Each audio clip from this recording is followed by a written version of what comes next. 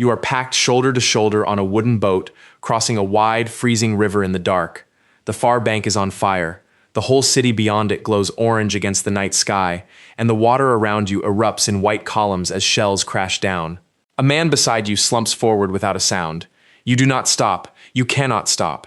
You are a Soviet soldier crossing the Volga River into the city of Stalingrad, and the average life expectancy of a man landing on that burning shore is measured not in weeks, but in hours.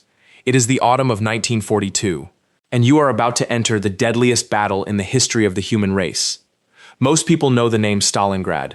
Fewer understand what actually happened there, or why nearly 2 million human beings would be killed, wounded, or captured over a single ruined city on the Volga. To understand it, you have to go back to the summer of 1942. Nazi Germany was at the height of its power. Adolf Hitler had launched a massive offensive into the southern Soviet Union, aiming for the oil fields of the Caucasus that fueled his war machine. Standing in the path, on the great bend of the Volga, was an industrial city that bore the name of the Soviet leader himself, Stalingrad. And for both dictators, that name would turn a strategic objective into an obsession. How does a single city become worth the lives of 2 million men? It began not with tanks, but with fire from the sky. On the 23rd of August, 1942, the German Air Force, the Luftwaffe, launched one of the most concentrated bombing raids of the entire war. In a matter of days, they dropped thousands of tons of bombs on Stalingrad. The city, still full of civilians, was reduced to a landscape of shattered concrete and burning ruins. Thousands died in the firestorm. And here the Germans made their first terrible discovery. The rubble they had created would become the greatest fortress their enemy could ask for. Every collapsed building, every mountain of broken brick became a place to hide, to ambush, and to die defending. The German Sixth Army, commanded by General Friedrich Paulus, was one of the most powerful formations in the world. It ground its way into the city, expecting a quick victory. But the Soviet defenders had received an order that changed everything. In July, Joseph Stalin had issued Order Number 227. Its message was brutally simple. Not one step back. Retreat without permission was punishable by death. Behind the front lines stood blocking units with orders to shoot deserters. The defenders of Stalingrad were trapped between the German army in front of them and their own guns behind them. There was nowhere to go but into the fight. Command of the city's defense fell to a tough, relentless general named Vasily Chuikov. He understood something crucial. He could not beat the Germans in open ground, where their tanks and aircraft ruled. So he devised a strategy of horrifying intimacy. He ordered his men to stay so close to the German lines that enemy planes and artillery could not fire without hitting their own troops. He called it hugging the enemy. The Germans had a darker name for the fighting that resulted. They called it Rattenkrieg, the War of the Rats. Can you imagine a war fought not for countries or even cities, but for single rooms, single staircases, single floors of a broken building? This was combat unlike almost anything before it. Soldiers fought with rifles, then bayonets, then sharpened spades and bare hands in the dark corridors of ruined factories.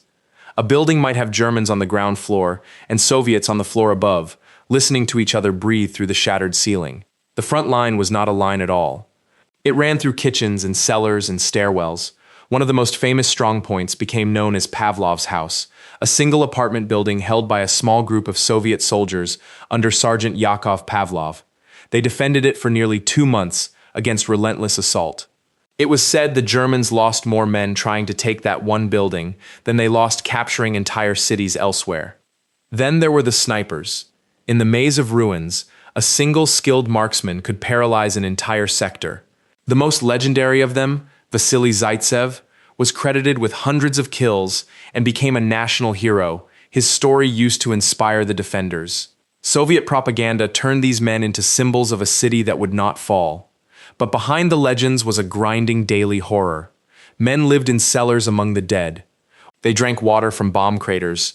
They fought over a hill called Mamayev Kurgan, high ground overlooking the city, which changed hands so many times that the soil itself turned gray with metal fragments, and the snow on it melted from the sheer heat of the shelling. The Volga River was the lifeline. Every night, boats like the one you crossed on carried fresh troops into the inferno and carried the wounded back out. Losing that river meant losing the city, so the Germans threw themselves at the last strips of Soviet-held riverbank, and the Soviets bled themselves white to keep them. By November, the German Sixth Army held perhaps 90% of the ruined city. They were exhausted, but they believed victory was within reach. They were staring so hard at the last few hundred meters of rubble that they failed to see the trap closing around them. Because while Chuikov's men were dying to hold the city, the Soviet High Command had been quietly assembling a massive army on the flanks. The plan was called Operation Uranus, and it was built on a simple, devastating insight. The Germans had committed their best troops, their Sixth Army, to the meat grinder of the city itself. But the long flanks stretching away from Stalingrad were guarded by weaker Allied armies, Romanian, Hungarian, and Italian troops who were poorly equipped for the coming winter. Where would you strike an enemy who has thrown all his strength into a punch? Not at the fist, at the shoulders. On the 19th of November, 1942, the Soviets attacked. Over 1 million men, thousands of tanks, and massive artillery barrages smashed into the flanks north and south of the city. The Allied armies guarding them collapsed within days. The two Soviet pincers raced toward each other across the frozen steppe and met on the 23rd of November, sealing the entire German Sixth Army inside a giant ring. In an instant, the hunters had become the hunted. Nearly 300,000 German and Allied soldiers were trapped in a pocket around a city they had nearly conquered. Now came the fatal decisions. General Paulus asked permission to break out of the encirclement while his army still had the strength. Hitler refused. He forbade any retreat and ordered the Sixth Army to hold its position and fight where it stood. The head of the Luftwaffe, Hermann Göring, promised that his aircraft could supply the trapped army from the air. It was a catastrophic boast. The Air Force could deliver only a fraction of what 250,000 men needed to survive.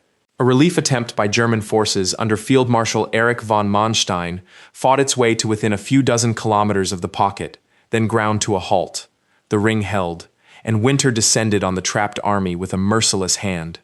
What followed inside the pocket was a slow death. The temperature dropped far below freezing. Food ran out. Ammunition ran out. Wounded men froze where they lay. Soldiers who had marched across Europe as conquerors now boiled leather and hunted rats to survive. Disease swept through the starving ranks. The proud Sixth Army, one of the finest in the world, was dying not in a blaze of battle, but in the cold and the hunger of a trap it had been ordered never to escape. Have you ever wondered how much of a soldier's fate is decided not by his own courage, but by a single stubborn order from a leader hundreds of miles away? At the end of January 1943, it was over. As Soviet troops closed in on his headquarters in a ruined department store basement, Paulus prepared to surrender. Hitler, in a final act of manipulation, promoted him to field marshal, pointing out that no German field marshal had ever surrendered, a clear signal that he expected Paulus to kill himself instead. Paulus refused to play his part. On the 31st of January and the 2nd of February 1943, the German forces in Stalingrad surrendered. Around 90,000 freezing, starving German soldiers were marched into Soviet captivity. Of those 90,000, only around 5,000 to 6,000 would ever see their homeland again. The rest died in the camps of a country they had helped to devastate. Here is the counterintuitive truth of Stalingrad. Germany did not lose because it was weak, or because its soldiers lacked courage. In many ways, the German army fought with terrifying skill right to the end. It lost because its leadership became prisoner to the same obsession that had started the battle, the refusal to give up a city that had become a symbol. Hitler could not bear to abandon the place that bore Stalin's name, and that pride cost him an entire army. The battle that was meant to demonstrate German invincibility instead shattered the myth forever. After Stalingrad, the German army in the east would never again launch a war-winning offensive. It would spend the next 2 years retreating, all the way back to Berlin. The war correspondent Vasily Grossman, who witnessed the fighting firsthand, understood that something had changed in the soul of the war. Historians ever since, from Antony Beevor to countless others, have pointed to Stalingrad as the great turning point of the Second World War in Europe. Before Stalingrad, Germany was advancing. After it, Germany was falling. 2 million casualties in a single battle brought a change in the direction of history itself. You are packed shoulder to shoulder on a wooden boat, crossing a wide, freezing river in the dark, the burning city glowing on the far shore. You believe you are being fed into a hopeless slaughter, one more body in a battle that swallows men by the hundreds of thousands. You cannot know that the ruined city ahead of you is not the graveyard of your army, but the graveyard of your enemy's dream of conquest. You are not crossing the Volga into the end of the world. You are crossing it into the moment the tide of the greatest war in history began, At last, to turn.